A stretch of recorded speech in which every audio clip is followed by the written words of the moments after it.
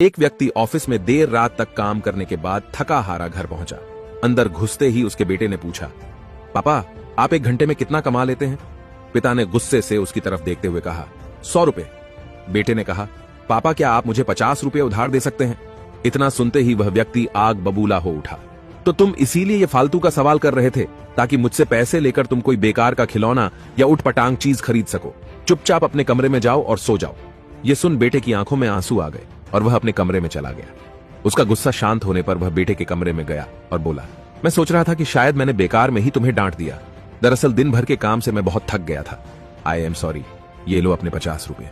बेटे ने झट से उठकर अलमारी से सिक्के निकाले और गिनने लगा।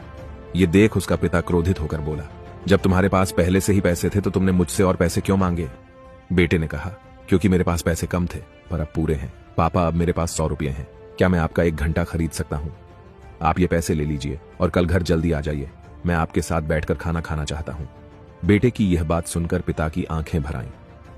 दोस्तों, इस तेज रफ्तार जीवन में हम कई बार खुद को इतना बिजी कर लेते हैं कि उन लोगों के लिए ही समय नहीं निकाल पाते जो हमारे जीवन में सबसे ज्यादा इंपॉर्टेंस रखते हैं। इसलिए हमें ध्यान रखना होगा कि इस आपाधापी में भी हम अपने माँ बाप, जीवन साथी, बच्चों और अभिन्न मित्रों के लिए समय निकालें, वरना एक दिन हमें भी एहसास होगा कि हमने छोटी मोटी चीजें पाने के लिए कुछ बहुत बड़ा खो दिया।